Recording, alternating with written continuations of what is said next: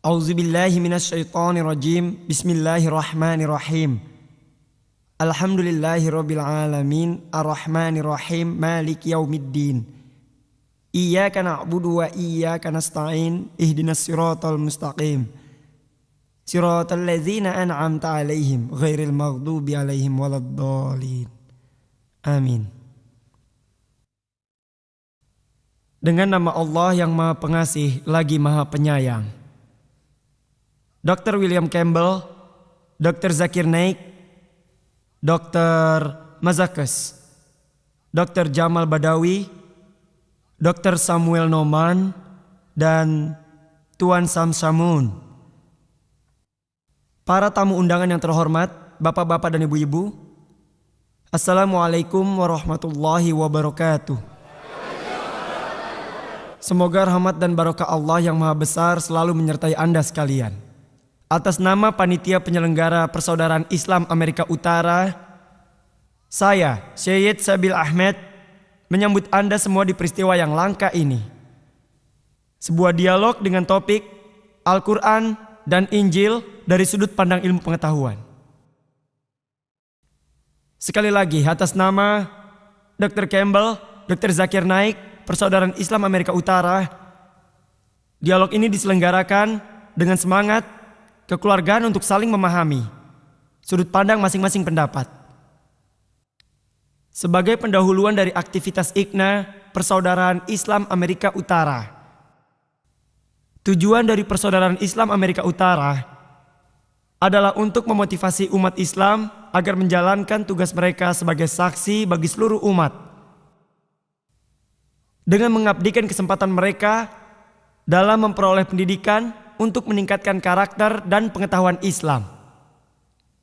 IKNA juga aktif memerangi kemaksiatan dan kekerasan dalam segala bentuk, mendukung usaha-usaha yang memperjuangkan keadilan sosial ekonomi, kebebasan sipil di dalam masyarakat, memperkuat tali silaturahmi dengan memperlakukan semua kebutuhan tersebut dimanapun di dunia ini, dengan perhatian khusus pada lingkungan kita di seluruh Amerika Utara ini. Pada dialog istimewa kali ini, dua moderator utama adalah Dr. Muhammad Naik yang mewakili Dr. Zakir Naik, dan Dr. Samuel Noman yang mewakili Dr. William Campbell. Adalah tugas saya untuk menjaga agar dialog ini berjalan dengan adil dan layak. Maka saya memohon agar para hadirin mematuhi tata tertib demi terciptanya sebuah dialog yang sehat di sini. Dengan demikian, saya persilakan Dr. Samuel Noman untuk memperkenalkan Dr. William Campbell. Assalamualaikum. Terima kasih Saudara Sabil Ahmed. Merupakan kenikmatan dan kehormatan saya berada di sini. Perkenankan saya dengan sekelompok saudara-saudari dari latar belakang Nasrani untuk menyampaikan banyak terima kasih pada Persaudaraan Islam Amerika Utara dan warga setempat yang telah menyelenggarakan peristiwa yang sangat istimewa ini di sini. Terima kasih banyak. Mereka telah bekerja keras, mereka bekerja luar biasa, sehingga kita berada pada saat yang menentukan, yaitu dengan berada di sini. Dr. William Campbell melakukan tugas medisnya di Cleveland, Ohio, di Universitas Case Western Reserve. Beliau bekerja di Maroko selama 20 tahun, tempat dia belajar bahasa Arab. Setelah 7 tahun di Tunisia, beliau menulis bukunya atas dorongan Dr. Maurice Buchel. Beliau adalah seorang Nasrani yang taat. Dia orang yang suka menjelaskan Injil pada setiap orang. Pada usia 74 tahun, Dr. Campbell pensiun dengan memiliki cucu 10. Kami sangat berterima kasih dan sangat bahagia dapat bersama Anda malam ini. Terima kasih.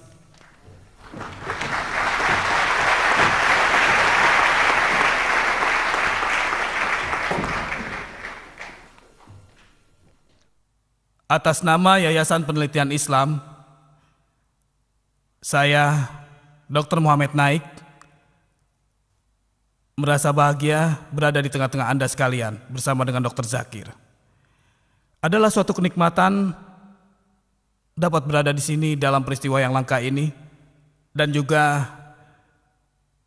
merupakan kebahagiaan dapat bersama para ahli seperti Dr. William Campbell, Dr. Jamal Badawi, Dr. Mazakes, juga saudara seperguruan saya, Dr. Samuel Numan, dan Anda semua. Izinkanlah saya atas nama saudara Samuel dan saya sendiri untuk menyampaikan susunan dialog ini. Susunan yang telah disepakati dan diputuskan secara adil oleh kedua pembicara kita. Pertama-tama Dr. William Campbell akan berbicara selama 55 menit dengan topik Al-Quran dan Injil dari sudut pandang ilmu pengetahuan. Dan kemudian Dr. Zakir Naik akan menyampaikan presentasinya selama 55 menit dengan topik yang sama. Berikutnya akan dilanjutkan dengan sesi tanggapan, yaitu Dr. Campbell akan merespon materi yang disampaikan Dr. Zakir selama 25 menit. Lalu diikuti dengan Dr. Zakir yang juga akan memberi tanggapan atas materi yang disampaikan oleh Dr. Campbell selama 25 menit. Lalu yang terakhir, kita akan membuka sesi tanya jawab yang dipilih yang hadir dalam auditorium kita ini. Lalu setelah sesi pertanyaan, secara langsung kami akan memberi kesempatan kepada para penanya melalui kartu yang akan disediakan oleh para sukarelawan di tiap-tiap gang. Semuanya akan dipilih secara acak oleh para koordinator dan juga penasehat untuk masing-masing pembicara. Bapak-bapak, ibu-ibu sekalian, inilah pembicara kita yang pertama, Dr. William Campbell.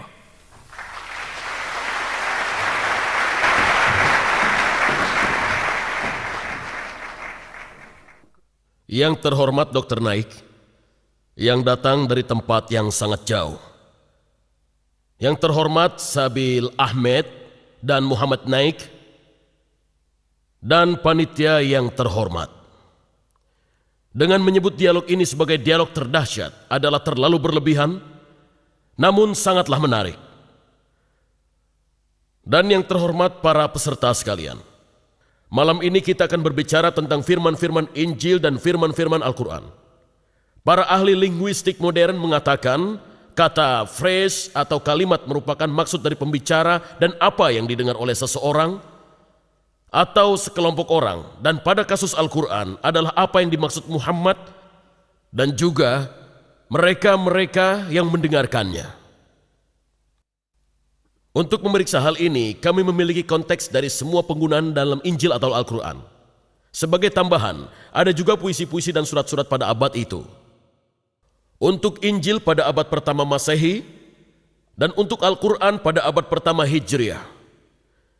Jika kita akan mengikuti kebenaran, kita tidak akan mengarang sesuatu yang baru. Jika kita secara serius mencari kebenaran, tidak ada kebohongan yang diperbolehkan. Ini adalah sebuah contoh dari apa yang saya katakan. Mari kita lihat slide-nya.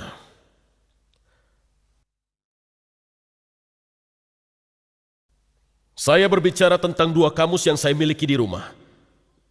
Satu dari tahun 1951 dan 1991. Dalam dua kamus ini, kamus pertama mengatakan, babi adalah babi muda dengan jenis kelamin apapun sama.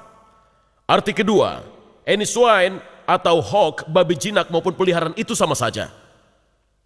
Ketiga, daging babi sama. Kemudian arti dari manusia atau hewan yang memiliki kelakuan seperti babi, itu juga sama. Seseorang yang rakus dan di bawah sini memasukkan logam dalam lubang untuk babi baja, itu sama. Namun di sebelah sini ada arti baru. Seorang ofisir polisi, kita menyebut seorang ofisir polisi dengan babi. Baiklah, pertanyaannya adalah, dalam Taurat dikatakan bahwa kamu tidak boleh makan babi. Atau dapatkah saya balik dan mengatakan, oh ya, itu artinya ofisir polisi, kamu tidak boleh memakan ofisir polisi? Tentu saja tidak. Dalam Al-Quran Allah berfirman, kamu tidak boleh makan babi. Bolehkah saya artikan tidak boleh makan ofisir polisi? Tentu saja tidak. Itu salah, bodoh sekali, itu bohong sekali. Muhammad tidak bermaksud ofisir polisi, Musa tidak bermaksud ofisir polisi. Kita tidak boleh membuat arti baru. Kita harus menggunakan arti yang dikenal pada masa abad pertama Masehi untuk Injil dan juga abad pertama Hijriah untuk Al-Quran. Sekarang, mari kita lihat atas apa yang dikatakan Al-Quran tentang embriologi.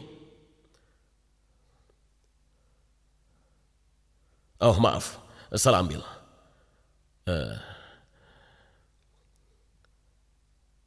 Dikatakan bahwa gagasan tentang embrio berkembang melalui beberapa tahap adalah sesuatu yang modern. Dan Al-Quran mengantisipasi embriologi modern dengan menggambarkan tahap-tahap yang berbeda. Dalam pamflet karangan Kate Moore yang berjudul Pokok-pokok Embriologi Manusia, Dr. Moore mengklaim realisasi embrio berkembang melalui tahap-tahap di dalam uterus tidak pernah dibahas untuk menerangkannya sampai pada abad ke-15. Kita akan menimbang klaim ini dengan mempertimbangkan arti kata-kata Arab yang digunakan Al-Quran. Dan kedua, dengan menguji situasi sejarah yang mengarah dan mengelilingi Al-Quran. Kita akan mulai dengan melihat pada kata utama yang digunakan, yaitu kata alaqah, ayat-ayat utama. Kata Arab alaqah pada tunggal atau alaq sebagai bentuk jamaknya digunakan 6 kali. Pada surat Kebangkitan Al-Qiyamah 75:35 sampai 39 kita baca, bukankah dia dahulu setetes mani yang ditumpahkan, kemudian ia menjadi alaqah, dan Tuhan menjadikan daripadanya sepasang laki-laki dan perempuan. Dalam surat orang yang beriman, Al-Mu'min 46:7 dikatakan, dialah yang menciptakan kamu dari debu. Kemudian dari setetes air mani, setelah itu dari segumpal darah yang menyerupai lintah alaqah. Kemudian dilahirkan kamu sebagai seorang anak, supaya kamu memahaminya.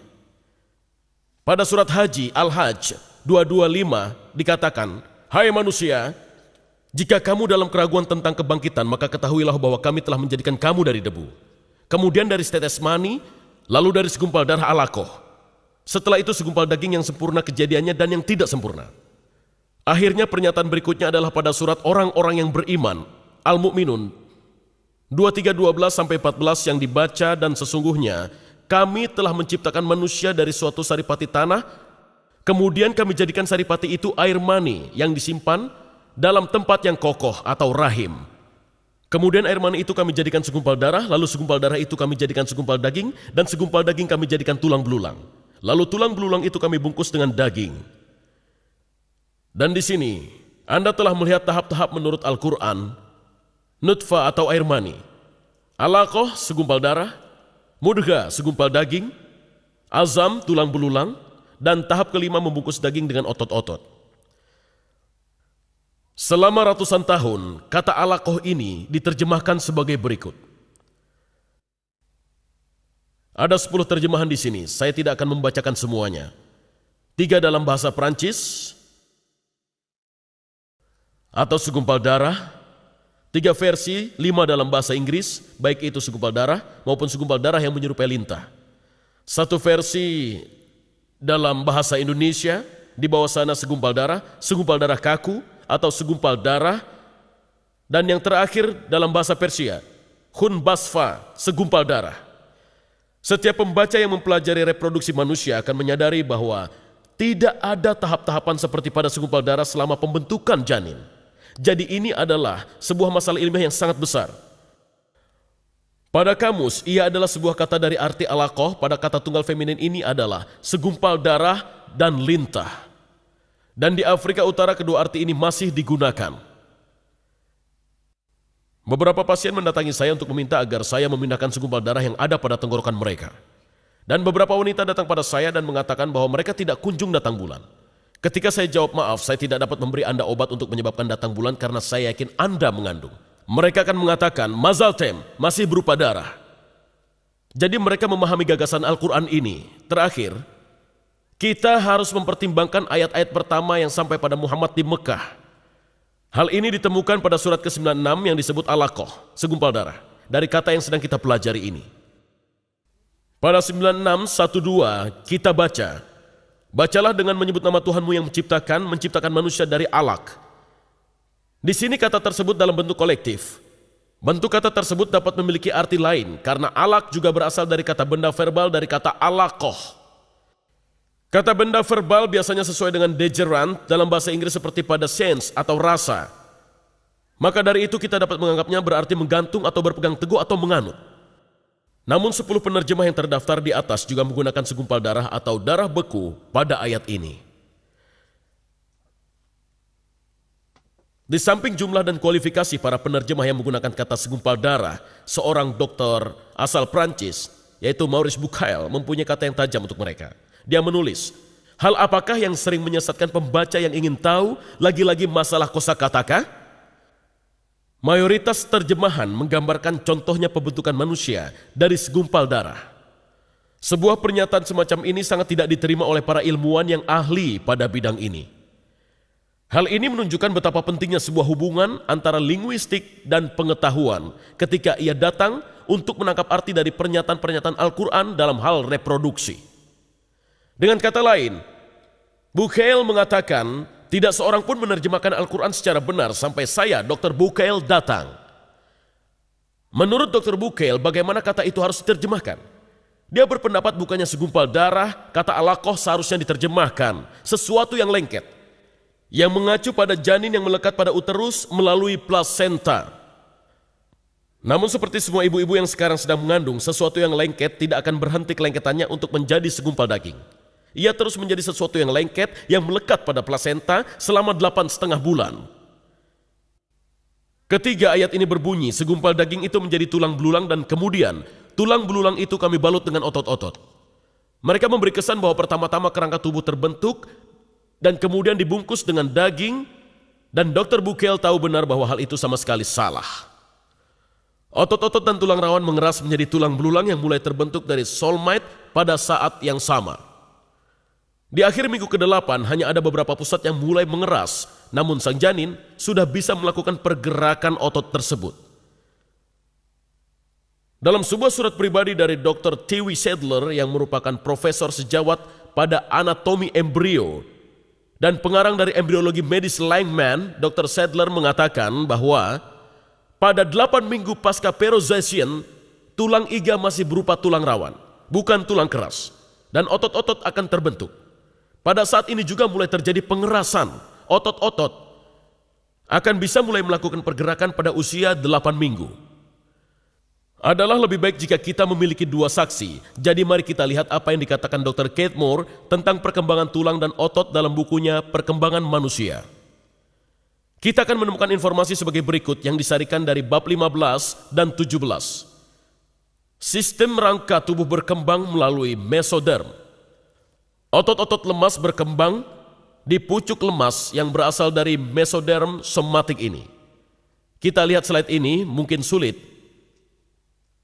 tapi ini adalah pucuk lemas. Dan kemudian ini adalah sedikit tulang rawan dengan dikelilingi oleh otot. Ini juga tulang rawan, dan ini adalah pucuk lemas secara keseluruhan. Tulang terbentuk dan dalam bentuk tulang belulang, tapi ini adalah tulang rawan, belum menjadi tulang keras. Slide kedua menunjukkan bagaimana ia terbentuk. Ini adalah tulang rawan. Meskipun ia sebuah tulang namun terlihat seperti tulang rawan. Kemudian mulai mempunyai simpanan kalsium dan mulai mengeras dan akhirnya tulang keras terbentuk.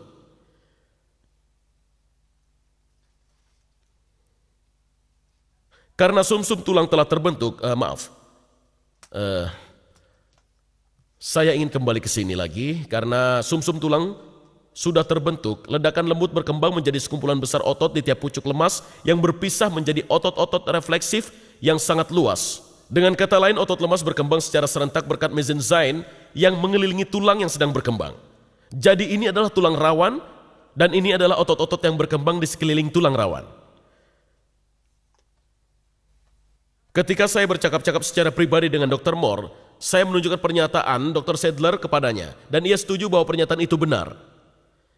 Kesimpulannya, Dr. Sadler dan Dr. Moore berpendapat, ketika tulang rawan terbentuk tidak membutuhkan waktu, kemudian otot-otot diletakkan di sekelilingnya. Otot-otot sudah ada di sana beberapa minggu sebelum tulang mengeras, bukannya ditambahkan sekeliling tulang yang sebelumnya telah terbentuk seperti yang dikatakan Al-Quran. Di sini Al-Quran salah besar. Masalahnya jauh dari solusi. Mari kita kembali ke alaqah. Dr. Moore punya saran, dia mengatakan, ayat lainnya dalam Al-Quran berarti penampilannya menyerupai lintah dan tahap seperti segumpal daging dari perkembangan manusia. Dari definisi ini Dr. Moore mengusulkan ada 23-30 hari embrio yang berusia 23 hari, panjangnya 3 mm atau 8 dalam satuan inci. Saya tidak dapat melepaskan jari saya darinya tanpa menyentuhnya terlebih dahulu. Ini adalah tahap 10, terlihat di sampul dalam buku Moore. Ini awalnya, lihatlah, ini adalah sperma yang memasuki telur. Jadi ini adalah tahap 1. Menuju ke bawah ini ke tahap 6 pada minggu kedua. Dan ini adalah minggu ketiga. Dan ini adalah tahap 10 yang pertama, dan ini hari ke-23. Dan ini adalah apa yang ingin dikatakan oleh Dr. Moore, seperti lintah. Jika kita bisa melihat lebih jauh dan melihat pada sinar X, ini adalah hari ke-22 dan tulang belakang masih terbuka. Dan ketika kita melihat pada hari ke-23, tulang belakang terbuka di sana dan terbuka di sana, dan kepalanya terbuka lebar, tidak terlihat seperti lintah. Dan jika Anda terus mengikuti, ini adalah diagram untuk itu. Kepalanya terbuka, nostril, neuroper, dan akhirnya diagram ini menunjukkan ini adalah embrio yang berusia 20 hari. Ia memiliki sebuah kantung kuning telur, dan ia memiliki tali pusar sama sekali tidak terlihat seperti lintah. Masalahnya, masalah besar dengan dua definisi dari kata alaqah ini adalah tidak tersedianya contoh tegas dari penggunaan bahasa Arab itu sendiri. Berabad-abad sekitar Hijriah, satu-satunya cara untuk membuktikan arti tersebut adalah dengan penggunaannya. Satu-satunya cara untuk membuktikan apakah bentuk tunggal alaqah dapat berarti embrio yang berukuran 3 mm atau sesuatu yang lengket adalah dengan mengadakan pencacahan, menunjukkan penggunaan kata ini dalam surat di seluruh Mekah dan Madinah, utamanya dari bahasa kaum Quraisy. Hal ini bukanlah tugas yang mudah, karena banyak usaha yang telah dilakukan untuk menjelaskan bahasa Arabnya orang Quraisy. Orang Muslim zaman dahulu memahami secara batiniah kebutuhan untuk mengetahui arti kata-kata Al-Quran secara pasti. Dan dengan alasan ini mereka mengadakan kajian secara menyeluruh tentang puisi dan bahasa mereka. Maka Abu Bakar, mantan rektor topeng utama pada para pasangan, membawa topik ini dalam sebuah konferensi di bawah Satu Tuhan di Munkalia 1985. Ia melontarkan pertanyaan ini kepada hadirin. Apakah teks keseluruhan dari Al-Quran yang diketahui pada masa Muhammad itu tetap sama? Dan jawabannya adalah puisi kuno menunjukkan ya. Kita hanya bisa menyimpulkan jika ayat-ayat yang membawa kenyamanan dan harapan bagi umat muslim selalu tetap, maka pernyataan ilmiah yang terkandung dalam ayat-ayat itu juga harus diterima sebagai tetap, kecuali bukti baru yang ditampilkan. Hal ini sangatlah penting karena beberapa ayat mengatakan bahwa informasi ini adalah sebuah tanda. Surat orang-orang yang beriman yang kita lihat di atas mengatakan dia adalah yang menciptakan kamu dari debu, kemudian dari setetes air mani, kemudian dari segumpal darah alaqah yang mungkin dapat Anda pahami. Dan dalam surat Haji dia mengatakan, hai manusia, jika kamu memiliki keraguan tentang adanya hari kebangkitan, maka ketahuilah. Maka dari itu pernyataan itu harus ditanyakan. Jika itu adalah tanda yang jelas bagi pria dan wanita Mekah dan Madinah, apa yang mereka ketahui tentang alaqah yang menuntun mereka pada iman di hari kebangkitan? Jawabannya, kita akan menguji situasi sejarah yang mengantarkan pada masa Muhammad untuk melihat apa yang Muhammad dan pengikutnya percaya tentang embriologi. Kita akan mulai dengan Apokritis. Berdasarkan bukti yang terbaik, dia dilahirkan di Kepulauan Kus Yunani pada abad 460 sebelum Masehi. Dan dia melalui tahap-tahapnya sebagai berikut.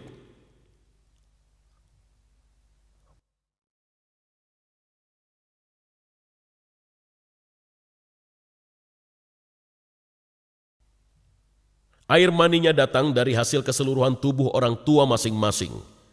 Air mani lemah berasal dari bagian lemah, dan air mani kuat berasal dari bagian kuat. Kemudian dia beranjak dan berbicara mengenai penggumpalan darah ibunya. Bibit embrio kemudian tertampung dalam membran. Selebihnya ia tumbuh karena darah ibu yang berasal dari rahim. Seorang wanita langsung menyadari ia berhenti menstruasi. Kemudian, tentang daging, dia mengatakan pada tahap ini dengan penurunan penggumpalan darah ibu, daging terbentuk dengan umbilikus. Dan terakhir, tentang tulang belulang, dia mengatakan selama daging tumbuh, ia terbentuk dalam anggota yang berbeda dengan nafas. Tulang menjadi keras dan menumbuhkan cabang seperti pohon. Berikutnya kita lihat pendapat Aristoteles. Dalam bukunya tentang generasi binatang sekitar tahun 350 sebelum Masehi, dia mengungkapkan tahap-tahap embriologinya. Dan ia berbicara tentang air mani pertama dan darah menstruasi atau katemenia. Di bagian ini Aristoteles berbicara tentang air mani pria sebagai hal yang murni. Selanjutnya adalah tentang apa yang akan dilakukan wanita terhadap air mani pria merupakan bahan bagi air mani untuk dikerjakan. Dengan kata lain, air mani membekukan darah menstruasi. Kemudian ia beranjak ke daging. Dia mengatakan alam membentuknya dari bahan yang murni yaitu daging. Dan dari sisa-sisanya membentuk tulang. Dan terakhir sekitar daging, sekitar tulang dan menempel padanya oleh kumpulan serat tipis, tumbuh bagian yang berdaging. Jelas-jelas Al-Quran telah menirunya. Air mani membeku dalam darah menstruasi yang membentuk daging, dan kemudian di dalam tulangnya tersebut tumbuh bagian berdaging. Berikutnya kita pikirkan obat-obatan India. Pendapat Syaraka di tahun 123 sebelum Masehi dan Susruta bahwa baik pria maupun wanita menghasilkan bibit. Pria mengeluarkan sukra atau air mani dan wanita mengeluarkan artafa, sanita, darah. Dan hal-hal itu berasal dari darah, lewat makanan, lewat darah. Dan di sini kita lihat bahwa di Mendicant India, mereka juga mempunyai gagasan bahwa anak berasal dari air mani dan darah. Sekarang mari kita lihat pendapat Galen. Galen lahir pada tahun 131 sebelum Masehi di Bergamum. Bergamum sekarang ada di wilayah Turki. Galen mengatakan, air mani bahan penyebab terbentuknya janin bukanlah semata-mata darah menstruasi seperti yang dianggap Aristoteles, melainkan darah menstruasi ditambah 2 tetes air mani. Di sini Al-Quran sependapat dengan Galen seperti yang disebutkan surat 76 ayat 2, sesungguhnya kami telah menciptakan manusia dari air mani.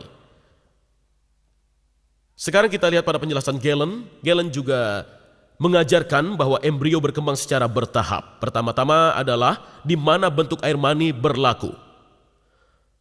Tahap berikutnya ketika ia telah terisi dengan darah, dan jantung dan otak dan hati masih belum berbentuk dan tersambung. Ini adalah masa yang oleh Hippocrates disebut janin. Surat Al-Quran 22 ayat 5 mencerminkan pernyataan ini. Kemudian dari seonggok daging yang sebagian terbentuk dan sebagian lagi belum terbentuk. Dan sekarang tiba masa persiapan ketiga. Jadi Allah menyebabkan daging tumbuh dan mengelilingi tulang. Sudah kita lihat bahwa Al-Quran sependapat dengan hal ini. Dalam surat 23 ayat 14 dikatakan, dan kami balut tulang dengan daging. Masa keempat dan masa terakhir,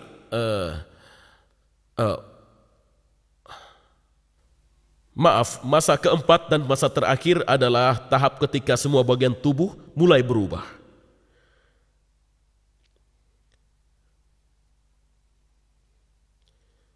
Galen sangat terpandang dalam bidang obat-obatan tepat pada zaman Hijriah. 4 tokoh kedokteran di Alexandria, Mesir memutuskan untuk mendirikan sebuah sekolah kedokteran dengan menggunakan 16 buku Galen sebagai dasar pembelajarannya. Hal ini berlangsung sampai dan selama abad ke-13. Sekarang mari kita lihat. Dan kita tanya diri kita sendiri, bagaimana situasi politik, ekonomi, dan kedokteran Arab pada masa Muhammad? Bagaimana situasi yang sebenarnya? Dari Hadramaut di Yaman, pedagang rempah-rempah berdagang melewati daerah selatan melalui Mekah dan juga Madinah dan kemudian mencapai seluruh Eropa. Di Arab Utara sekitar tahun 500 sebelum Masehi, kaum Gaza mengambil alih dan tahun 528 mereka menguasai gurun Syria sampai pinggiran Madinah. Shiraik, sebuah bentuk dari Aramaik serumpun dengan bahasa Arab, adalah bahasa resmi mereka. Pada tahun 463, kaum Yahudi menerjemahkan Taurat dan Perjanjian Lama dari bahasa Ibrani ke bahasa Shiraik. Museum Inggris memiliki salinannya. Kitab itu berguna bagi kaum Gustian yang beragama Kristen dan bagi kaum Yahudi di Arabia. Selama masa ini Sirigus, Syria, dan Shini yang meninggal di Konstantinopel pada tahun 536 yang merupakan salah seorang penerjemah terdahulu dan terhebat dari bahasa Yunani ke bahasa Shiraik, menerjemahkan bermacam-macam karya dalam bidang obat-obatan, termasuk 26 karya Galen. Hal ini membuat mereka tersedia di kerajaan Khosrow I di Persia dan bagi suku Ghassan yang mempunyai pengaruh membentang sampai pinggiran Madinah. Khosrow I, Kisra dalam bahasa Arab, raja dari Persia, dikenal sebagai Khosrow Agung. Pasukannya menaklukkan daerah sampai sejauh Yaman dan dia juga menyukai belajar dan ia mulai mendirikan sekolah. Sekolah Jundi Shapur berdiri selama kepemimpinan panjang pertama Khosrow selama 48 tahun, menjadi pusat intelektual terbesar di zamannya. Dalam naungannya terjadi pertukaran besar antara pemikiran dan pengalaman Yunani, Yahudi, Nestorian, Persia, Hindu, dan ajaran ini sebagian besar dalam bahasa Syiraik, dari terjemahan Syiraik dari teks Yunani. Metode Aristoteles, Hippocrates, dan Galen ini sudah ada ketika sekolah kedokteran Jundi Shapur beroperasi selama masa pemerintahannya. Tahap selanjutnya penakluk Arab memaksa kaum Nostor untuk menerjemahkan teks Syiraik mereka tentang obat-obatan Yunani ke dalam bahasa Arab itu sendiri. Terjemahan dari Syiraik ke bahasa Arab sangatlah mudah, karena kedua bahasa tersebut mempunyai tata bahasa yang sama. Dengan mempertimbangkan situasi medis selama masa hidup Muhammad, kita tahu ada ahli kedokteran yang hidup di Arab selama masa tersebut, yaitu Harith bin Khaladia adalah dokter terpelajar terbaik yang ahli dalam seni penyembuhan. Dia lahir sekitar pertengahan abad ke-6 di Taif dari suku Bani Sakif. Dia menempuh perjalanan melalui Yaman dan kemudian Persia, tempat ia memperoleh pendidikannya dalam ilmu kedokteran di sekolah kedokteran besar Jundi Shapur, sehingga sangat mengenal ajaran kedokteran Aristoteles, Hippocrates, dan juga Galen. Setelah menyelesaikan studinya, dia praktek sebagai seorang dokter di Persia, dan selama masa ini dia dipanggil ke hadapan Raja Khosrow. Dengan beliaulah ia berbicara panjang lebar. Dia kembali ke Arab pada awal Islam dan juga bermukim di Taif. Ketika berada di sana, Abu Khair, Raja Yaman, datang menemuinya karena penyakit yang dideritanya. Dan ketika ia disembuhkan, dia menghadiahkannya banyak uang dan juga budak wanita. Meskipun Harith bin Khaladia tidak menulis buku apapun dalam bidang kedokteran, pandangannya tentang berbagai masalah kedokteran masih terangkum dalam percakapannya dengan Khosrow I. Tentang mata, ia mengatakan bahwa mata berisikan lemak yang berupa bagian putih, kedua berisi air yang berupa bagian hitam, dan juga angin yang berupa penglihatan. Semua hal ini sekarang kita tahu keliru. Namun hal ini semua adalah pemikiran Yunani. Semua menunjukkan perkenalan Harith dengan dokter-dokter Yunani.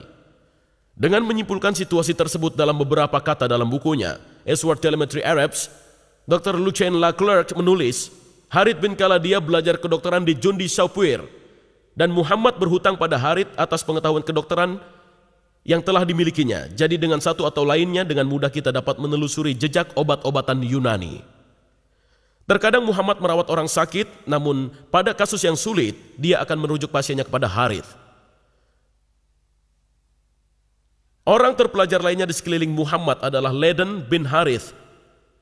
Dia tidak ada hubungannya dengan Harith. Dia adalah orang Persia dan merupakan sepupu dari Muhammad, dan juga pernah mengunjungi kerajaan Khosrow. Dia belajar bahasa Persia dan musik yang dikenalnya dari kaum Quraisy yang berada di kota Mekah. Namun dia tidak menyukai Muhammad. Menilai beberapa cerita dalam Al-Quran, Muhammad tidak pernah memaafkannya atas apa yang telah dilakukannya, dan ketika dia dimasukkan ke dalam penjara pada saat perang Badar, Muhammad menjatuhkannya dengan hukuman mati. Kesimpulannya kita lihat bahwa satu, bangsa Arab yang hidup di Mekah dan Madinah pada tahun 600 mempunyai hubungan politik dan ekonomi dengan orang-orang dari Ethiopia, Yaman, Persia, dan juga Bizantium. Kedua, sepupu Muhammad mengetahui bahasa Persia dengan baik, belajar musik di sana. Ketiga, suku Gasin yang memerintah gurun Syria sampai ke gerbang Madinah menggunakan bahasa Syiraik, salah satu bahasa utama yang digunakan untuk mengajar kedokteran, dan Jundi Shapur adalah sekolah utamanya. Seorang raja Yaman yang sakit datang ke Taif untuk berkonsultasi ke Dr. Harith bin Khaladia yang telah dilatih dengan baik di Jundi Shapur, sekolah kedokteran terbaik di dunia, dan merupakan tempat Muhammad mengirimkan pasiennya. 5. Selama masa hidup Muhammad, sebuah sekolah kedokteran baru didirikan di Alexandria menggunakan 16 buku Galen sebagai bacaan mereka. Sumber ini menunjukkan bahwa ada kesempatan yang luas bagi Muhammad dan orang-orang di sekelilingnya untuk mendengar teori embriologi Aristoteles, Hippocrates, dan Galen ketika mereka datang untuk mendapatkan pengobatan dari Harith bin Khaladia dan dokter lokal lainnya. Jadi ketika Al-Quran mengatakan pada surat Makkiyah terakhir, orang-orang yang beriman, dialah yang menciptakan kamu dari debu, kemudian dari tetes air mani, kemudian dari segumpal darah yang menyerupai lintah, supaya kamu memahaminya. Dan kemudian dalam surat Haji, Hai manusia, jika kamu dapat keraguan tentang kebangkitan dari kubur, maka ketahuilah sesungguhnya kami telah menjadikan kamu dari debu. Adalah benar bagi kita untuk bertanya lagi, apa yang harus dipahami? Apa yang harus diketahui? Dan ini adalah tahap-tahap Al-Quran lagi. Nutfah, air mani, alaqah, mudghah, seonggok daging, azam, tulang belulang, dan 5, membalut tulang dengan otot. Jawabannya sangat jelas, mereka memahami dan mengetahui pengetahuan umum. Tahap-tahap embriologi seperti yang diajarkan oleh dokter-dokter Yunani. Saya tidak bermaksud kalau pengikut Muhammad semuanya tahu tentang nama-nama dokter Yunani. Namun mereka mengetahui tahap-tahap embriologi dokter Yunani. Mereka percaya bahwa air mani pria tercampur dengan darah menstruasi wanita menghasilkan segumpal darah yang menjadi bayi. Kedua, mereka percaya ada masanya ketika janin terbentuk secara sempurna. Ketiga, mereka percaya tulang terbentuk dahulu kemudian dibalut dengan otot-otot. Allah menggunakan pengetahuan umum itu sebagai tanda yang mendorong pembaca dan pembaca berpaling kepadanya. Masalahnya adalah bahwa pengetahuan umum ini keliru. Masa dokter-dokter setelah Muhammad. Sekarang kita perlu melihat pada 2 dokter terkenal dari masa setelah Muhammad. Tampaknya mereka tidak memiliki dampak pada Al-Quran, namun mereka menunjukkan kepercayaan itu dan gagasan embriologi Aristoteles, Hippocrates, dan Galen berlanjut di antara bangsa Arab sampai dengan tahun 1600. Jika terjemahan yang benar dari Al-Aqsa adalah sesuatu yang menyerupai lintah, seperti yang diakui oleh kaum muslim modern seperti Syabir Ali, tidak ada tempat bagi dokter pada masa pasca Al-Quran yang menyatakan demikian. Pada kenyataannya justru sebaliknya. Gagasan dari dokter-dokter Yunani ini digunakan untuk menjelaskan Al-Quran. Al-Quran disandikan untuk menerangkan arti dokter-dokter dari Yunani. Manusia memperoleh asalnya dari 2, ini berbicara Avicenna atau Avicenna. Makhluk hidup berasal dari 2 benda, air mani pria yang memainkan bagian dari faktor dan juga air mani wanita. Bagian pertama dari darah menstruasi yang menyebabkan masalah ini. Jadi kita lihat bahwa Ibnu Sina memberi air mani wanita peran yang sama seperti yang dikemukakan Aristoteles tentang darah menstruasi. Sangatlah susah untuk menekankan pentingnya Ibnu Sina sebagai seorang ilmuwan dan juga filsuf pada Eropa pra-modern. Kemudian kita akan lihat pada Ibnu Qayyim Az-Zawjiyah. Ibnu Qayyim mengambil keuntungan dari kesepakatan Al-Quran dan kedokteran, mungkin tidak begitu jelas, namun Hippocrates dalam ungu dan Al-Quran dalam hijau tua dan Al-Hadis dalam ungu dan komentar dalam warna merah dan pernyataan dia sendiri berwarna semacam biru muda. Dia mengatakan apa yang dikatakan Hippocrates pada bab ketiga kitab Al-Ajinah. Air mani terdiri atas sebuah membran dan ia tumbuh berkat darah ibunya yang disalurkan lewat rahim. Beberapa membran terbentuk di awal, lainnya setelah bulan kedua dan lainnya lagi pada bulan ketiga. Dan phrase ini tentang darah yang diturunkan ke rahim. Kita telah melihatnya ketika kita melihat slide Hippocrates. Itulah mengapa Tuhan berfirman, di sini di Al-Quran disebutkan, Dia menciptakan kamu dari dalam rahim ibunya, dari bentuk satu ke bentuk lain dalam 3 kegelapan. Itu adalah Al-Quran 39 ayat 6. Kemudian dia memberikan gagasannya sendiri. Karena masing-masing dari membran ini mempunyai kegelapannya sendiri, ketika Tuhan menyebutkan tahap-tahap penciptaan dan pembentukan dari keadaan satu lainnya. Dia juga menyebutkan kegelapan dari membran-membran tersebut. Kebanyakan komentator menjelaskan, dan ini adalah komentar dari para komentator, adalah kegelapan pusat dan kegelapan rahim dan kegelapan plasenta. Pada contoh kedua, kita baca, Hippocrates mengatakan, mulut terbuka secara spontan dan hidung dan telinga terbentuk dari daging. Telinga terbuka dan mata terisi dengan cairan yang sangat jernih. Sang Nabi biasa mengatakan, aku menyembahnya yang menciptakan wajahku dan membentuknya, membuka pendengaranku dan penglihatanku, dan seterusnya. Di sini kita lihat Hippocrates lagi, dan ini adalah tahap kedua. Adalah sama dengan yang saya baca. Ibnu Qayyim mengutip Hippocrates dan berbicara tentang darah ibu yang turun di sekitar membran. Dia dapat melakukan hal ini seperti yang telah kita lihat karena orang-orang terpelajar di masa Muhammad akrab dengan obat-obatan Yunani. Namun yang terpenting untuk kita di sini sekarang adalah untuk menyadari bahwa tidak ada tempat di Al-Quran yang mengoreksi obat-obatan Yunani. Tidak ada tempat bagi Ibnu Qayyim berteriak, "Hei, kalian semua keliru. Arti sebenarnya alaqah adalah sesuatu yang lengket atau sesuatu yang menyerupai lintah." Sebaliknya, bahkan Qayyimah menunjukkan kesepakatan antara Al-Quran dan obat-obatan Yunani. Kesepakatan mereka keliru. Saksi terakhir adalah komentar Badawi pada tahun 1200 Masehi. Ini adalah komentarnya.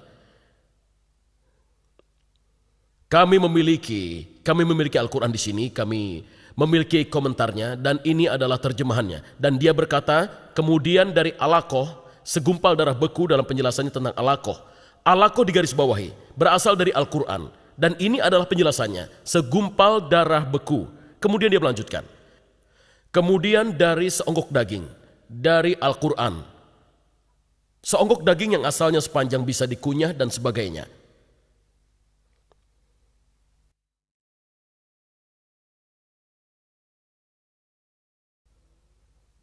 Seperti yang telah saya sebutkan di awal kajian, dikatakan bahwa gagasan tentang embrio berkembang dalam tahapan adalah modern, dan bahwa Al-Quran mengantisipasi embriologi modern dengan menggambarkan tahapan yang berbeda.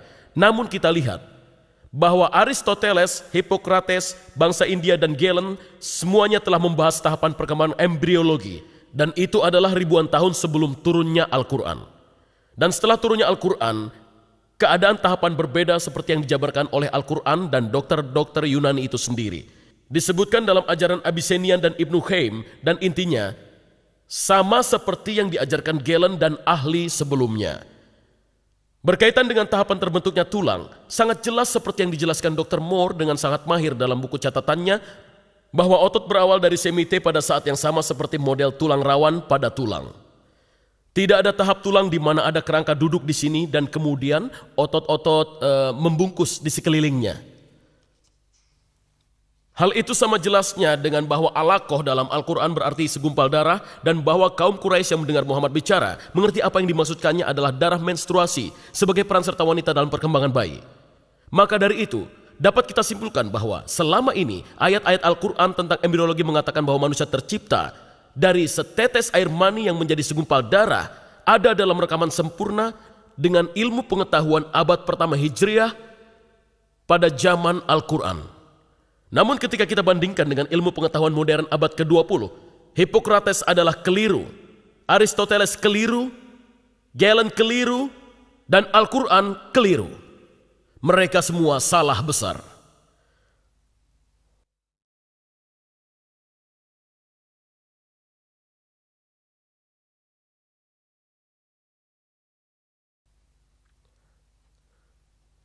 Sekarang mari kita lihat sekilas tentang sinar bulan. Apakah Al-Quran menyatakan bahwa bulan memantulkan sinar matahari sebelum ini menjadi pengetahuan umum? Dalam surat Nuh ayat 15-16 dikatakan, "Tidakkah kamu perhatikan bagaimana Allah menciptakan 7 langit bertingkat-tingkat dan menciptakan bulan sebagai cahaya atau nur di tengah-tengah dan membuat matahari sebagai pelita atau siraj?" Bulan disebut cahaya dalam bahasa Arab nur, dan matahari sebagai pelita siraj. Beberapa umat muslim mengaku bahwa karena Al-Quran menggunakan kata-kata yang berbeda berbicara tentang cahaya matahari dan cahaya bulan, terkuak bahwa matahari adalah sumber cahaya, sementara bulan hanya memantulkan cahaya. Pernyataan ini tersirat sangat kuat oleh Syabir Ali dalam bukletnya Ilmu Pengetahuan dalam Al-Quran, dan dinyatakan secara jelas oleh Dr. Zakir Naik dalam videonya, "Apakah Al-Quran wahyu Tuhan seperti yang akan Anda lihat sekarang?"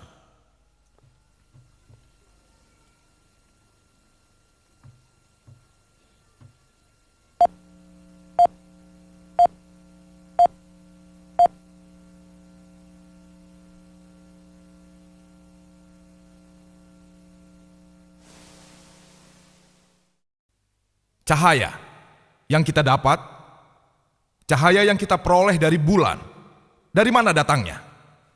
Jadi beliau akan katakan pada saya, kita menganggap bahwa cahaya bulan adalah cahayanya sendiri. Namun ilmu pengetahuan terkini telah mengalami kemajuan, bahwa cahaya bulan merupakan pantulan yang diakibatkan oleh sinar matahari. Saya tanyakan padanya, apakah hal itu disebutkan dalam Al-Quran? pada surat Al-Furqan nomor 25 ayat 61. Maha suci Allah yang menjadikan langit gugusan bintang-bintang, dan Dia menjadikan pula matahari dan bulan yang begitu bercahaya. Kata Arab untuk bulan adalah kamar, dan cahaya yang dijelaskan adalah munir, yang merupakan cahaya pinjaman, atau nur yang merupakan pantulan cahaya. Al-Quran menyebutkan bahwa cahaya bulan adalah pantulan cahaya. Anda katakan Anda temukan baru-baru ini. Bagaimana hal itu disebutkan di Al-Quran 1400 tahun yang lalu? Beliau akan berhenti sejenak. Beliau tidak akan langsung menjawab. Kemudian beliau berkata, mungkin ini suatu kebetulan. Demi Tuhan, saya tidak akan mendebatnya lagi. Pada bagian akhir video tersebut kita dengar Dr. Naik menjelaskan kata Arab untuk bulan adalah qamar. Dan cahaya yang dijelaskan di sana adalah munir, yang berarti cahaya pinjaman atau nur yang merupakan pantulan cahaya. Harap jangan lupa apa yang beliau katakan. Munir adalah cahaya pinjaman dan nur adalah pantulan cahaya. Pernyataan ini tidak hanya pernyataan sesuai dengan kebenaran ilmiah, namun juga diakui sebagai keajaiban ilmiah, karena hal ini dipandang baru saja diketahui oleh orang banyak yang ada di muka bumi ini. Adalah benar adanya bahwa bulan tidak memiliki cahayanya sendiri, namun hanya memantulkan sinar matahari. Namun hal ini sudah diketahui hampir 100 tahun sebelum Muhammad. Aristoteles sekitar abad 360 sebelum Masehi mengetahui bahwa bumi itu bulat dilihat dari bayangannya di bulan. Dia hanya bisa mengatakan bahwa bayangan bumi melewati bulan jika dia tahu bahwa cahaya bulan adalah pantulan cahaya. Jika Anda tetap memaksa bahwa ini adalah keajaiban pengetahuan ilmiah, maka mesti kita tanya pada diri sendiri, apakah kata-kata Al-Quran sendiri mendukung pernyataan ini? Siraj. Pertama mari kita lihat siraj. Dalam surat Nur yang telah dibaca di atas, dalam surat Al-Furqan 25 ayat 61, itu semata-mata cahaya mengacu pada matahari. Dalam surat An-Naba 78 ayat 13, siraj wahjan berarti kilauan cahaya, lagi-lagi menunjukkan matahari. Kata nur dan munir, kata Arab yang sama, kata dasar. Kata munir digunakan 6 kali dalam Al-Quran. 4 kali dalam surat Al-Imran, surat 3 ayat 184, Al-Hajj 22 ayat 8, Luqman 31 ayat 20, dan Fatir 35 ayat 35. Adalah frasa Kitabul Munir yang diterjemahkan Yusuf Ali sebagai sebuah buku pencerahan, dan Pickthall menggunakan kitab yang memberi cahaya. Jelas-jelas ini menunjukkan sebuah buku yang memancarkan cahaya pengetahuan. Tidak ada lainnya kecuali pantulan. Nur. Dikatakan dalam surat An-Nur 71 ayat 16 dan Yunus 10 ayat 5 bahwa Allah menciptakan cahaya bulan. Jadi kita temukan bahwa Al-Quran mengatakan bahwa bulan adalah cahaya, dan tidak pernah dikatakan bahwa bulan memantulkan cahaya. Terlebih lagi dalam ayat lainnya Al-Quran mengatakan bahwa Allah adalah sebuah nur, sebuah cahaya. Surat An-Nur 24 ayat 35, salah satunya kalimat terindah dalam Al-Quran berbunyi, Allah adalah cahaya, nur langit dan juga nur bumi. Makna dari cahayanya adalah seolah-olah ada sebuah ceruk di dalamnya, sebuah lampu. Lampu dalam kaca. Kacanya bagaikan sebuah bintang cemerlang dan sebagainya. Jadi kita lihat bahwa kata nur digunakan untuk keduanya, bulan dan Allah.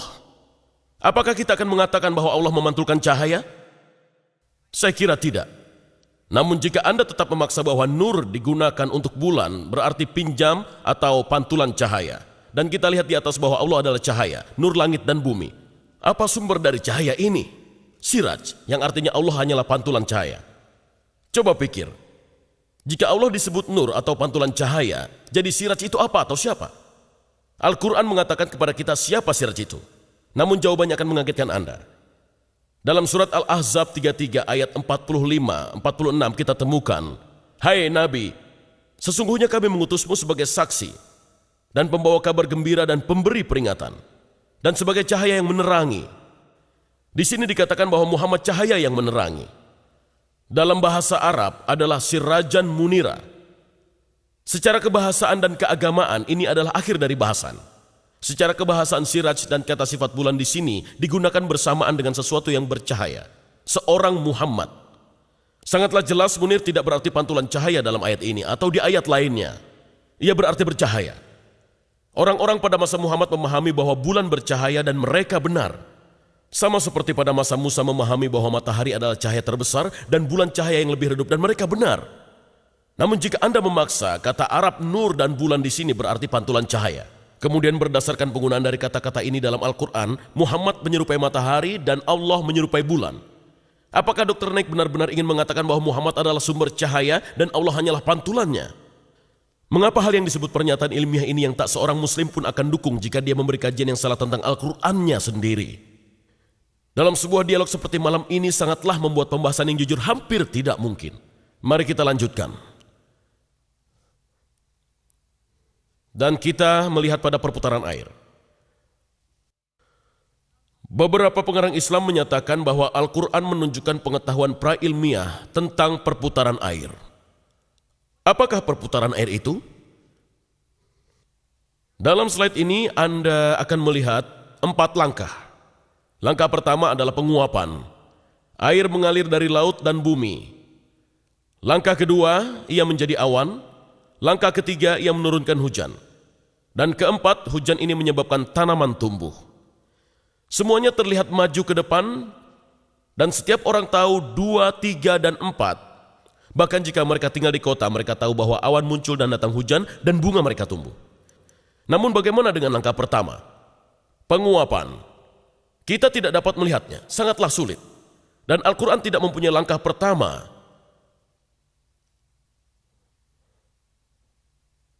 Sekarang akan kita lihat pada seorang nabi dalam Injil, yaitu nabi dari tahun 700 sebelum Masehi.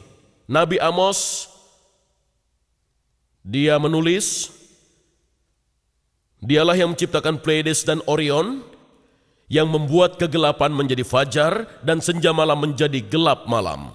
Dan dia kemudian memanggil air dari lautan. Tahap pertama. Dan menaburkan mereka ke permukaan tanah. Tahap ketiga. Tuhan atau Yahweh adalah namanya. Dan nabi lainnya adalah Ayub. Surat 36 ayat 26-28, setidaknya 1000 tahun sebelum Hijriah. Dia mengatakan, sesungguhnya Allah itu besar, tidak tercapai oleh pengetahuan kita. Jumlah tahunnya tidak dapat diselidiki. Tahap pertama, dia menarik ke atas titik-titik air dan memekatkan kabut menjadi hujan. Itu adalah tahap ketiga. Dan kemudian awan disebutkan tahap kedua, yang dicurahkan oleh mendung dan disiramkan ke atas banyak manusia. Jadi dalam Injil, tahap pertama yang sulit ini sudah ada di sana lebih dari ribuan tahun sebelum Al-Quran. Sekarang mari kita teruskan dan lihat pada pegunungan. Al-Quran memiliki lebih dari selusin ayat yang menyebutkan bahwa Tuhan menempatkan pegunungan secara tetap dan tidak bergeser. Dan dalam beberapa ayat ini pegunungan disebut baik sebagai anugerah bagi orang beriman atau peringatan bagi orang kafir. Satu contoh dapat ditemukan dalam surat Luqman. Ayat 10-11 di mana satu di antara 5 pegunungan adalah peringatan.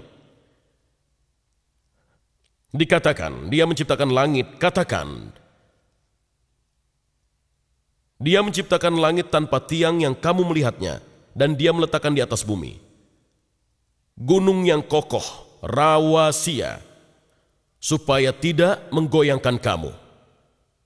Dalam Sang Nabi Al-Anbiya ayat 31, sebagai satu dari 7 peringatan kita baca, dan kami telah jadikan di bumi ini gunung-gunung yang kokoh, supaya bumi itu tidak goncang bersamamu, bersama mereka. Akhirnya dalam lebah An-Nahl surat 16 ayat 15 mengatakan bahwa dia telah menjadikan alga di bumi gunung yang kokoh, rawasia, supaya tidak menggoyangkan kamu. Kita lihat bahwa kemudian orang-orang beriman dan orang-orang kafir diberitahu bahwa Allah melakukan hal agung tersebut. Dia menancapkan pegunungan sehingga bumi tidak akan bergoyang secara dahsyat bersamanya. Maka dari itu harus kita tanyakan diri sendiri apa yang mereka ketahui. Pada 2 ayat berikut gambaran lainnya diberikan. Berita besar. An-Naba surat 78 ayat 6 dan 7. Bukankah kami telah menjadikan bumi sebagai sebuah hamparan, gunung-gunung sebagai pasak, al-jibala autad, benda seperti yang digunakan untuk memasang tenda di tanah. Dan kemudian hari pembalasan Al-Ghasyiyah, surat 88 ayat 17 dan 19. Maka apakah orang-orang kafir tidak melihat gunung-gunung, Al-Jibal, dan bagaimana mereka ditancapkan seperti tenda? Di sini manusia diberitahu bahwa gunung-gunung dihamparkan seperti pasak-pasak tenda. Pasak pada tenda membuat tenda stabil. Jadi sekali lagi gagasannya adalah sebagai pasak. Gunung-gunung akan menghindarkan bumi dari guncangan. Gambaran ketiga diwakilkan dalam kata roasia, digunakan untuk gunung. Kata ini berasal dari kata dasar bahasa Arab arsa. Dan kata dasar yang sama digunakan untuk kata Arab untuk jangkar. Untuk membuang atau melempar jangkar, alga al-mirsa. Jadi bukannya melempar jangkar untuk membuat kapal tidak bergerak. Kami menghamparkan gunung-gunung untuk membuat bumi tidak bergerak. Nah, dari gambaran ini sangatlah jelas bahwa pengikut Muhammad tahu bahwa gunung-gunung diletakkan seperti pasak pada tenda untuk membuat tenda tetap pada tempatnya. Seperti jangkar untuk membuat kapal tetap pada tempatnya, untuk menghentikan bumi bergoyang atau membatasi gempa bumi. Namun pada kenyataannya hal itu keliru. Pembentukan gunung-gunung menyebabkan gempa bumi. Maka ayat ini menampilkan masalah yang pasti. Dr. Maurice Bucaille menyadarinya dan membahasnya dalam bukunya Injil, Al-Quran, dan Ilmu Pengetahuan. Setelah mengutip ayat di atas tentang gunung, dia mengatakan, ahli geologi modern menggambarkan kesalahan di bumi seperti memberi landasan pada gunung-gunung dan kestabilan pada kerak bumi dihasilkan dari fenomena dari kesalahan ini. Ketika ditanya tentang hal ini, seorang profesor geologi Dr. David A. Young mengatakan, adalah benar bahwa beberapa pegunungan dibentuk dari lipatan bebatuan dan lipatannya ada yang berukuran besar. Tidak benar bahwa lipatan tersebut membuat kerak bumi stabil. Keberadaan lipatan tersebut sebagai bukti dari ketidakstabilan kerak bumi. Dengan kata lain, pegunungan tidak menghindarkan bumi dari goncangan. Pembentukan mereka justru menyebabkan permukaan bumi menjadi bergoyang. Teori geologi masa kini menyebutkan bahwa pengerasan kerak bumi terjadi karena belahan atau lempengan yang secara perlahan bergerak dengan berhubungan satu sama lainnya. Terkadang lempengannya berpisah, seperti Amerika Utara dan Selatan berpisah dari Eropa dan Afrika Selatan. Dan terkadang mereka bergerak bersamaan, meluncur bersamaan, dan bertubrukan satu sama lain, dan kemudian mereka menyebabkan terjadinya gempa bumi. Sebuah contoh dari jenis pembentukan gunung ini ditemukan di Timur Tengah, tempat terjadinya migrasi bangsa Arab menuju Iran, yang menyebabkan jajaran Zigros di Iran. Pada beberapa tempat di dunia, seperti pada sebuah perjalanan sepanjang jalan, seseorang melihat sisi lembah lapisan badai pasir yang tadinya horizontal ketika mengendap, sekarang menonjol membentuk sebuah sudut. Sehingga sekarang dapat Anda lihat, lapisan badai pasir ini yang pada mulanya berbentuk horizontal, sekarang membentuk sudut 75 derajat. Mereka tertekan di sana oleh gempa bumi karena terbentuknya gunung-gunung. Terkadang lempengannya bertabrakan satu sama lain. Dan juga mulai meluncur. Selama masa ini, kekuatan besar terbentuk. Ketika kekuatan pergeserannya diatasi, bagian dari lempengannya yang menempel condong ke depan, menyebabkan sebuah gelombang kejut dari gempa tikaman, dan kemudian secara tiba-tiba ia menjadi dum seperti ini. Pada sebuah gempa bumi akhir-akhir ini, dihitung bahwa di Cocos Plate, Meksiko, tiba-tiba melompat ke depan sejauh 3 meter. Ya, jika kuda Anda tiba-tiba melompat sejauh 3 meter akan menjadi suatu bencana. Jenis lain dari gunung adalah yang terbentuk dari gunung berapi. Lava dan abu dari dalam bumi tersembur keluar dan membuat gundukan sampai sebuah gunung tinggi terbentuk, bahkan dari dasar laut.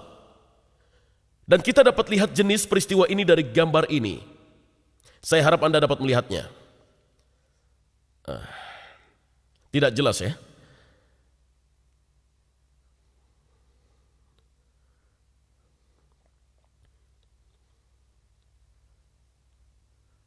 Kerak samudera di sebelah sini, dan kerak benua di sini.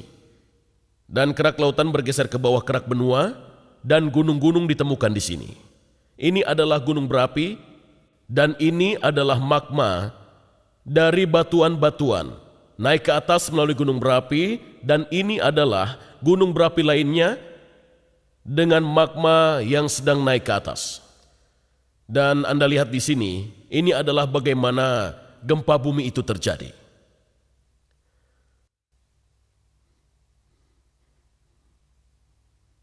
Pada kasus beberapa gunung Merapi, batuan menyusup ke dalam lubang pembukaan gunung Merapi dan mendingin untuk membentuk penyusupan yang cukup padat dengan memperlebar bagian bawah permukaan bumi. Jadi jika ia menempel dan tertutup, maka ia akan menyerupai sebuah sumbatan. Namun itu bukanlah seperti akar, ia tidak menahan beban gunungnya. Itu seperti tersumbat. Maka pada suatu saat tekanan terbentuk pada sumbatan dan gunung berapinya meletus seperti yang terjadi pada Gunung Krakatau di Pasifik Selatan tahun 1883 ketika seluruh pulau meletus. Hal itu juga terjadi pada Gunung Saint Helena di Ardes ketika sebuah gunung meletus. Dapat kita simpulkan bahwa pegunungan yang pada mulanya terbentuk oleh pergerakan dan pergeseran dan yang kita ketahui sekarang, gempa bumi terjadi karena formasi lanjutannya. Ketika lempeng saling menumbuk, terjadilah gempa bumi. Namun sangat jelas bahwa pengikut Muhammad memahami ayat-ayat ini yang menyatakan Allah menancapkan pegunungan seperti sebuah pasak atau jangkar untuk menghindari bumi bergoyang. Menancapkan pegunungan di bumi mungkinlah sebuah puisi. Namun untuk mengatakan bahwa pegunungan menjaga bumi dari goyangan adalah kesulitan yang parah yang sangat tidak sejalan dengan ilmu pengetahuan modern. Sekarang kita hendak melihat sekilas tentang apa yang dikatakan matahari tentang apa yang dikatakan Al-Quran tentang matahari.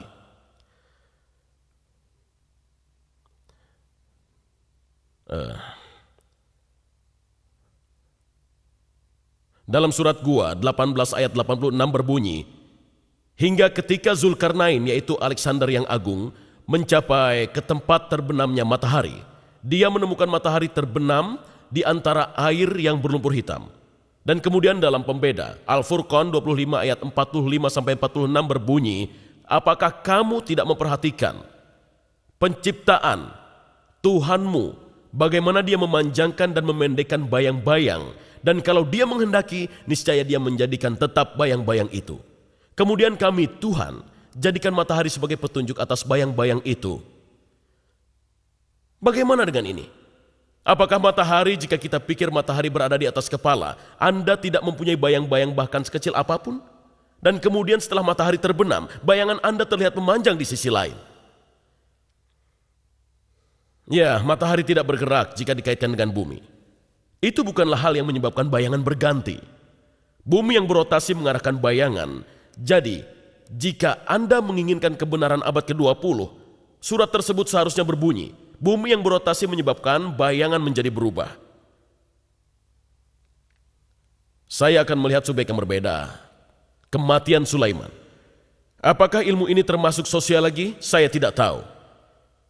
Kematian Sulaiman tidak diketahui bawahannya.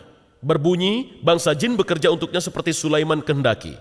Kemudian ketika kami mencabut nyawanya, tidak seorang pun mengetahuinya, kecuali seekor makhluk yang merangkak di atas tanah yang memberitahu bawahannya. Dan ketika dia jatuh, para jin melihat dengan jelas. Jika saja mereka melihat yang tak terlihat, mereka akan melanjutkan bekerja. Jadi ini adalah Sulaiman. Dia meninggal dan tidak diketahui oleh bawahannya, seperti seorang pejalan kaki dari Maroko yang hanya melihat jalanan yang indah, dan tidak seorang koki pun datang untuk bertanya padanya, dia ingin makan malam dengan apa, dan tidak seorang jenderal pun yang datang untuk menunggu perintahnya, dan tidak seorang bangsawan pun yang datang mengajaknya berburu. Tidak seorang pun tahu. Maaf, saya tidak mempercayai kisah ini, dan itu tidak cocok dengan sosiologi abad ke-20 atau sosiologi abad ke-7, di mana seorang raja tidak akan pernah ditinggal sendiri seperti itu. Sekarang mari kita lihat pada susu.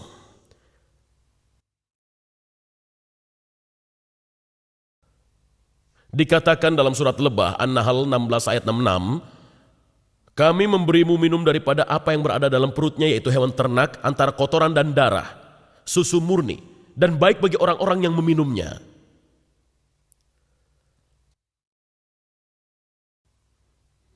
Perut adalah tempat usus berada. Pada ilmu kedokteran abad ke-20, perut tempat usus berada adalah tempat usus berada. Kelenjar susu ada di bawah kulit. Pada manusia ada di bawah kulit di sini. Pada hewan ternak ada di antara kaki. Tidak ada hubungannya. Tidak ada hubungan antara payudara dan usus dan wajah mereka dalam hal apapun. Wajah, walaupun ada pada tubuh, namun sebenarnya ada di luar hewan. Hewan telah habis riwayatnya. Tidak ada hubungannya. Tidak ada hubungan dengan susu atau lainnya. Pada akhirnya mari kita lihat pada komunitas. Pada surat hewan ternak yaitu Al-An'am ayat 38, dan tiadalah binatang-binatang yang ada di bumi dan burung-burung yang terbang dengan sayapnya, melainkan juga umat-umat seperti kamu. Berbicara tentang tak seekor pun binatang di bumi maupun yang bisa terbang, dan kemudian dikatakan masing-masing dari mereka adalah komunitas sepertimu. Dan saya anggap Al-Quran berbicara tentang kita, umat manusia. Ya, pada beberapa laba-laba ketika mereka selesai menenun, sang ibu memakan sang ayah. Saya senang istri saya tidak memakan saya. Bahkan pada lebah, sang jantan diusir sampai dia mati. Saya lega setelah kami punya 4 anak, istri saya tidak mengusir saya juga. Terakhir, singa. Ketika singa beranjak tua, singa jantan juga beranjak tua. Singa muda datang dan mengusirnya dari ayahnya sendiri, dan singa muda merampas sang istri dari ayahnya. Namun apa yang dia lakukan dengan anak singa? Anak dari singa tua, dia membunuh mereka semua. Sehingga saya tidak berpikir pemikiran itu benar pada semua komunitas lainnya. Dan semua hewan lainnya tidak hidup seperti komunitas kita, manusia. Kesimpulannya jelas bahwa Al-Quran memiliki beberapa kesalahan ilmiah. Memang secara umum, Al-Quran sudah sesuai dan mencerminkan kebenaran. Dan saya telah melakukan yang terbaik untuk menampilkan informasi yang terpercaya. Dan jika Anda ingin melihat semua referensinya, ada buku saya yaitu Al-Quran dan Injil dari sudut pandang sejarah dan ilmu pengetahuan yang dijual di luar pintu itu dengan harga terjangkau malam ini. Semoga Tuhan membimbing Anda sekalian. Terima kasih.